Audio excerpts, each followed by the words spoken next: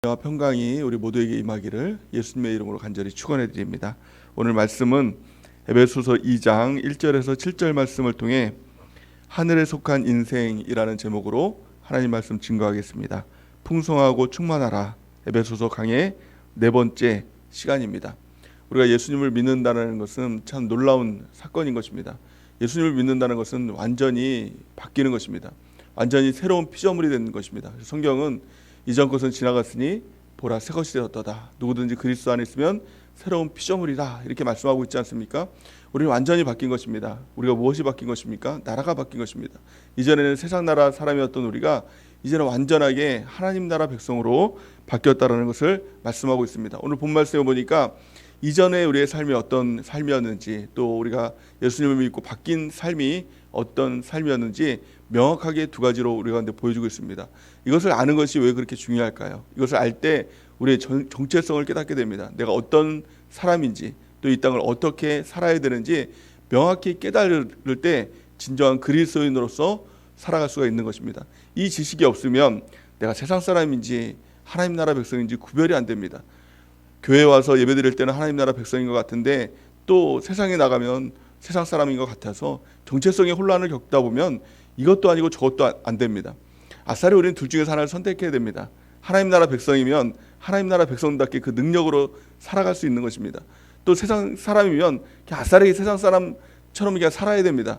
그러다가 전도를 받고 예수님 믿는 게 훨씬 난 거죠. 그러니까 이것도 아니다 저것도 아니다 하다 보니 하나님을 믿으면서도 항상 세상에 끌려다니면서 왔다 갔다 하니까 이건 아무 능력도 나타나지 않는 것입니다. 오히려 세상 사람들은 하나님을 모르니까 자기 능력으로라도 살아가고 있지 않습니까? 이 땅에서는 그래서 성공이라는 그런 것도 맛보고 뭐 자기 나름대로의 어떤 기쁨도 맛보고 살아가는데 예수를 믿는다라고 하면서 세상에 한쪽 발을 내딛고 살아가면 이도저도 이거 맛보지 못하는 아주 정말 이상한 사람이 되는 것입니다.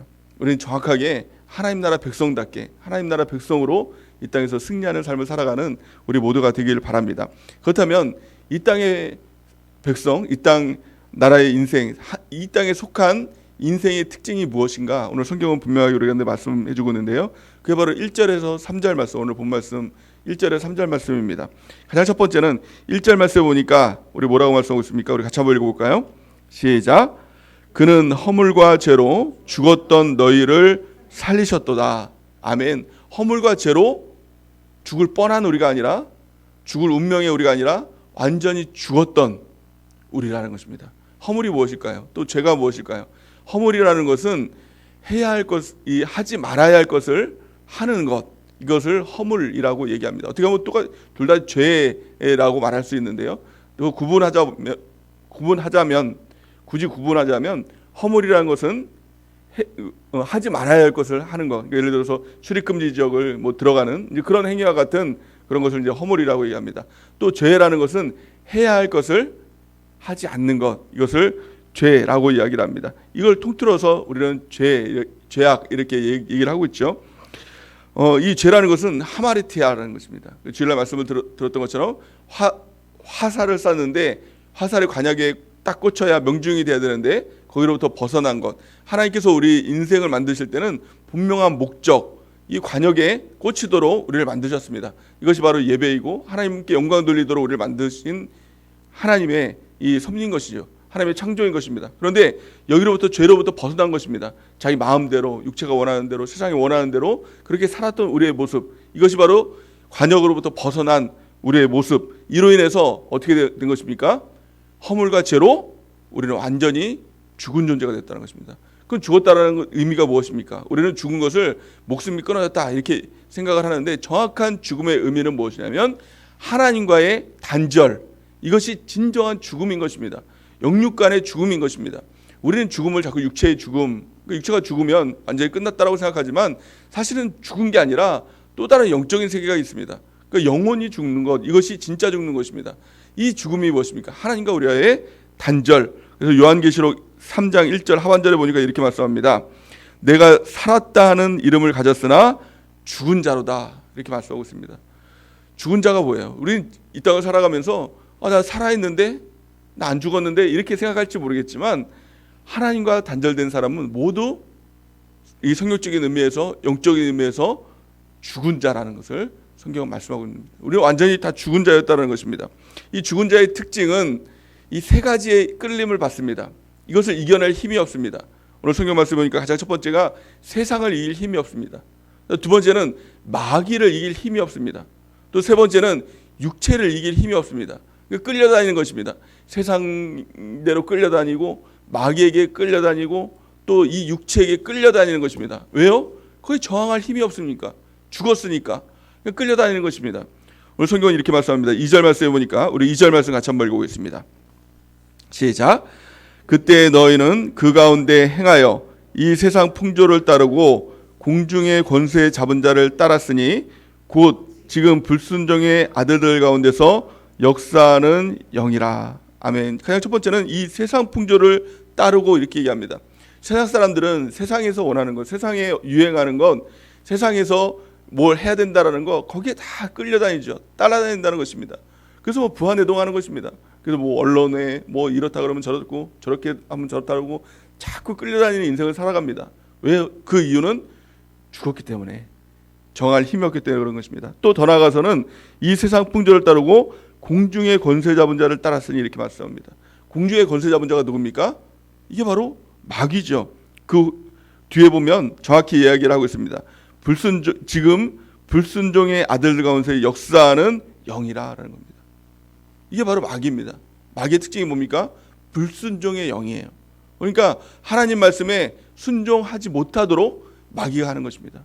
그래서 우리가 순종하지 못한다면 그것은 마귀의 역사인 것입니다. 그래서 우리가 이 마귀의 역사를 이기고 이제는 우리가 살아있는 자가 되었으니 순종하고 세상을 이기고 또 마귀를 이기는 우리 하나님의 백성 되는 은혜가 넘치기를 바랍니다. 또한 이 세 번째는 육체를 이길 힘이 없다는 거예요. 내 육체를 이겨야 되는데 그 힘이 없다. 3절 말씀에 보니까 뭐라고 말씀하고 있습니까? 우리 같이 한번 읽어볼까요? 시작.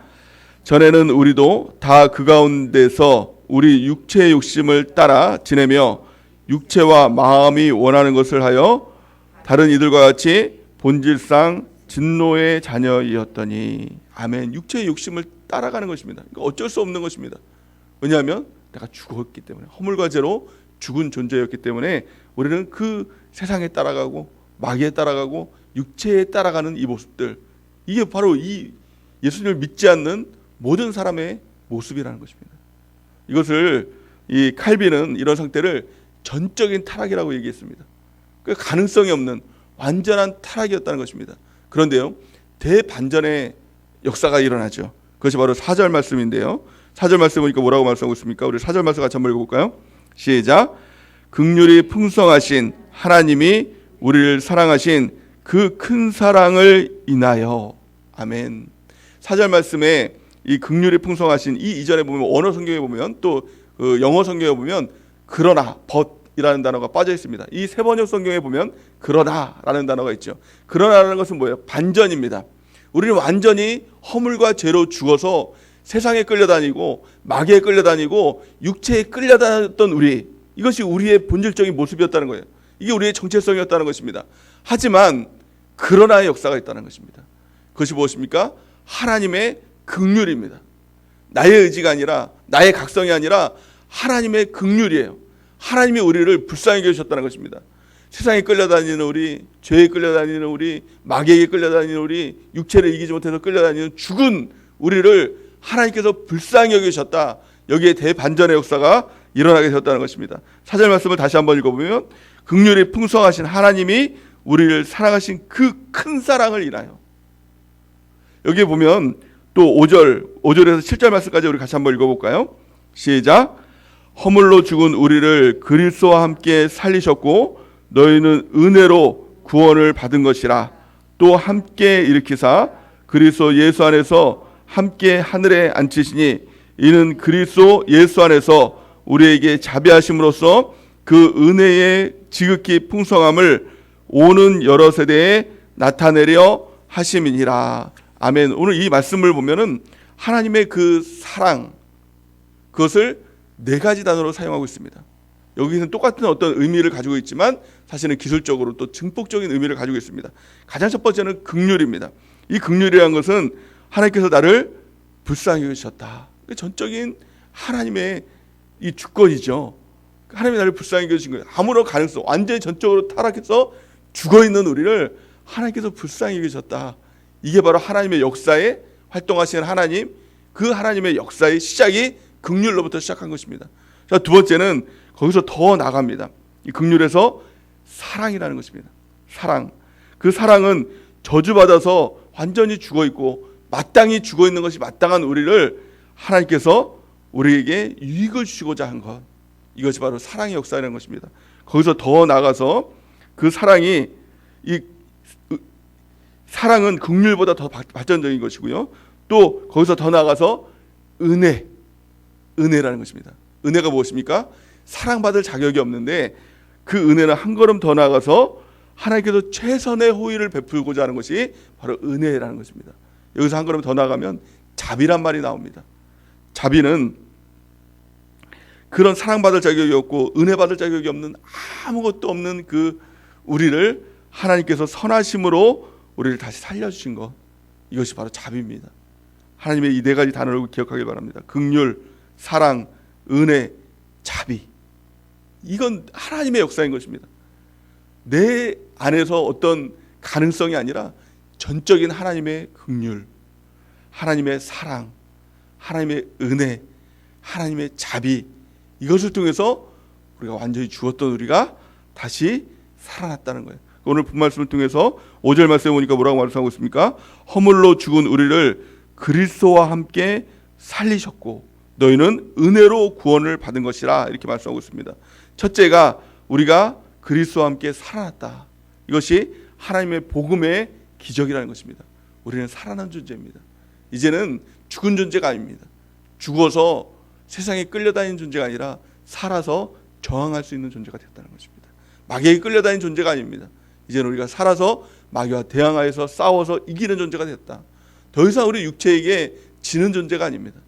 내가 너무 약해서 이것은 더 이상 이제 통하지 않는 것입니다. 왜냐하면 우리는 그리스도와 함께 다시 살아남을 입었기 때문에 이제는 이기는 존재가 됐다는 것입니다. 육체도 이기는 존재가 됐다는 것입니다. 육체를 이기게 됐다는 것은 이 바디, 이걸 얘기하는 것이 아니죠. 이 신체를 얘기하는 것이 아니라 육체의 이 본성, 악의 본성을 이기는 존재가 되었다는 것을 말씀하고 있는 것입니다. 뿐만이 아니라 우리를 살아나게 하신 것뿐만이 아니라 우리 6절 말씀에 보니까 뭐라고 말씀하고 있습니까? 우리 같이 한번 읽어보겠습니다. 시작. 또 함께 일으키사 그리스도 예수 안에서 함께 하늘에 앉히시니. 아멘. 여기서 함께라는 말을 쓰고 있습니다. 함께예요. 예수님께서 성경에 보면은 그 구원의 역사의 시작이 무엇입니까? 십자가의 역사이죠. 그리고 우리 십자가를 바라볼 때 십자가를 주셔서 감사합니다 라고 자꾸 이렇게 생각을 합니다. 그래서 나를 위해서 죽으셨군요, 또 나를 위해서 살아나셨군요, 또 나를 위해서 하나님 보좌 우편에 앉으셔서 나를 도와주시군요 라고 자꾸 생각합니다. 그래서 그것도 맞는 말이죠. 반쯤은 맞는 말이죠. 근데 문제는 뭐냐면 하나님 그 예수님의 역사와 예수님의 그 사역과 나를 자꾸 분리시킵니다. 예수님은 그렇게 하시고 나를 그냥 도와주시는 분, 이렇게 얘기합니다. 근데 성경은 그렇게 말씀하고 있지 않습니다. 함께라는 말을 써요. 예수님이 십자가 달려 돌아가셨다는 것은, 그것은 예수님만 돌아간 것이 아니라 나와 함께 십자가에서 죽은 것이다. 나의 죄성, 나의 이 죽어있는 모든 것이 다 예수님과 함께 죽은 것이다라는 겁니다. 또한 뿐만이 아니라 예수님이 부활하셨다는 것은 예수님만 부활한 것이 아니라 함께 부활하신 것이라는 거예요. 그럼을 통해서 예수님의 부활 생명이 함께 일으킴을 받음을 통해서 나도 죽고 예수님과 함께 살아났다는 거예요. 부활 생명의 역사가 내 안에 있다는 겁니다. 그 생명, 살아난 역사가 뭐예요? 우리가 어떻게 세상을 이기고 마귀를 이기고 내 육체를 이길 수 있습니까? 그것은 예수님의 부활 생명이 내 안에 있기 때문에 그렇다는 거예요. 그것을 하나님의 씨라고 이렇게 말씀하고 있습니다. 그러니까 내가 싸워서 이기는 것이 아니라 예수님의 생명이 내 안에 있으니, 부활 생명이 있으니 내가 세상을 이길 수 있는 존재가 되었다는 겁니다. 마귀를 이기고 육체를 이기는 존재가 되었다는 거예요. 내 힘과 능력이 아닙니다. 자꾸 우리는 예수님을 믿으면서도 내 힘, 내가 이제 할 수 있어, 이렇게 생각하는데요. 나는 할 수 없는 존재예요. 아무리 내가 노력해도 우리는 전적인 타락한 존재입니다. 예수 생명이 있으니, 예수님이 함께 하시니 우리는 이길 수 있는 존재가 되었다라고 성경은 말씀하고 있는 것입니다. 뿐만이 아니라 예수 안에서 함께 하늘에 앉으셨다. 우리와 예수님이 하늘에 앉으셨 계신다는 것은, 하늘 보좌에 계신다는 것은 예수님만 계신 것이 아니라 우리도 함께 하늘 보좌에 앉혀주셨다는 거예요. 이것이 무엇입니까? 하나님께서 하늘 보좌에서 통치하시고 다스릴 때 우리도 함께 통치하고 다스리는 존재가 되었다는 것입니다. 이것이 바로 회복인 것입니다. 창조의 회복인 것이고 에덴의 회복인 것이고 또 영적인 회복인 것이라고 성경은 말씀하고 있습니다. 하나님께서 우리를 만드셨을 때 창세기를 보면 우리를 어떤 존재로 만드셨습니까? 우리 성경을 같이 한번 읽어보겠습니다. 창세기 1장 28절 말씀을 같이 한번 읽어보겠습니다. 시작. 하나님이 그들에게 복을 주시며 하나님이 그들에게 이르시되 생육하고 번성하며 땅에 충만하라. 땅을 정복하라. 바다의 물고기와 하늘의 새와 땅에 움직이는 모든 생물을 다스리라 하시니라. 아멘. 이것이 창조의 능력인 것입니다. 사람을 만드셨을 때 창조의 하나님의 복인 것입니다. 우리 복에 대해서 생각할 때 단지 하나님께 뭘 받는 것, 뭔지 받아서 우리가 부족한 걸 누리는 것, 이 차원이 아니라 하나님이 그들에게 복을 주시며 하나님이 그들에게 이르시되 생육하고 번성하라. 그 복이 무엇입니까? 생육하고 번성하고 또 땅에 충만하고 땅을 정복하는 것, 또 모든 생물을 다스리는 것, 이것이 하나님의 복인 것입니다. 또 하나님께서 우리를 살려주셨을 때, 또 하나님께서 우리를 다시 하늘의 보좌로 예수님과 함께 앉히셨을 때 이 모든 복의 회복을 약속하신 것입니다. 이것을 우리가 받고 누리고 사용하는 우리 모두가 되는 귀한 축복이 있기를 예수님의 이름으로 간절히 축원해 드립니다. 우리는 종종 이렇게 생각합니다. 이 복이 우리 가운데 있어. 또 이 복을 어떻게 누릴 수 있어? 이게 사실이야? 이렇게 우리가 생각을 합니다. 근데 요한복음 14장 12절에 보니까 예수님께서 더 놀라운 말씀을 하시죠. 우리 같이 한번 읽어볼까요? 시작. 내가 진실로 진실로 너희에게 이르노니 나를 믿는 자는 내가 하는 일을 그도 할 것이요 또한 그보다 큰 일도 하리니 이는 내가 아버지께로 감이라. 아멘. 참 놀라운 말씀이에요. 너무 성경 전체 중에서 이것보다 참 놀라운 말씀은 없는 것 같아요. 예수님께서 이렇게 말씀하셨다. 진실로 진실로 내가 너에게 이르노니, 이렇게.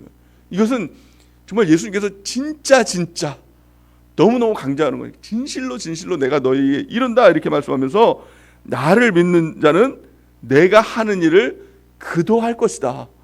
아니, 예수님께서 하신 일을 우리도 하신다는 거예요. 이거는 뺏어박지도 못하는 예수님의 말씀이에요.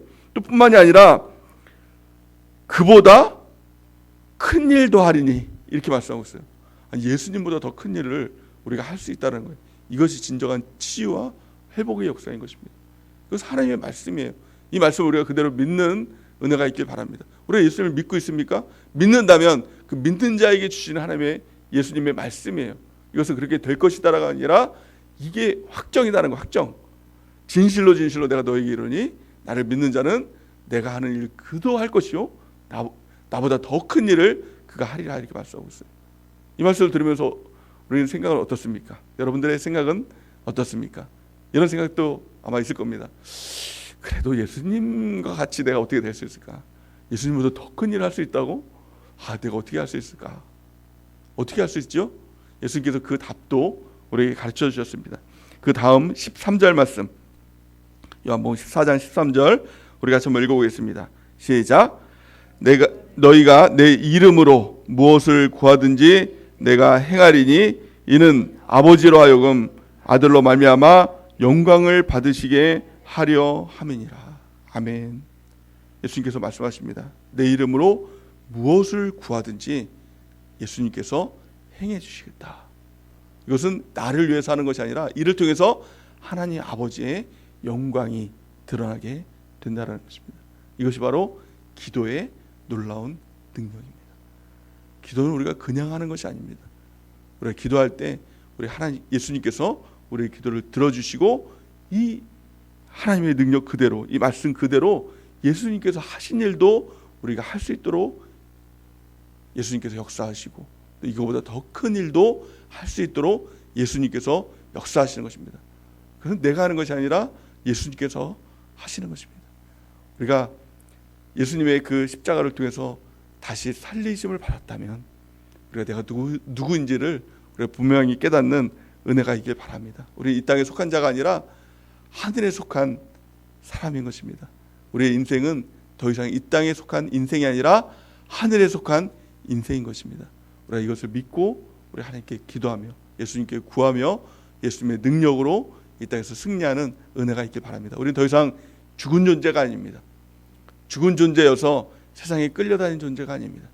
우리는 죽은 존재여서 마귀에게 끌려다니는 존재가 아니라 내 육체에게 끌려다니는 존재가 아니라 이제는 예수 생명, 부활 생명이 내 안에 있는 것입니다. 그래서 더 이상 세상을 거부하면 우리가 세상을 이기는 자가 되는 것이고, 마귀를 거부하고 마귀와 싸우면 우리가 마귀에게 이기는 자가 되는 것이고, 육체의 행실을 끊어내고 우리가 육체에 거부하면 이제는 육체도 이기는 자가 되는 것입니다. 우리 모두가 예수 부활 생명을 통해서 이기는 자가 되길 바랍니다. 그를 위해선 예수님께 더 기도하고 구하고 또 예수님의 능력 가운데 우리가 덧입음을 받음을 통해서 모든 것을 이기고 승리하는 우리 모두가 되기를 예수님의 이름으로 간절히 축원해 드립니다.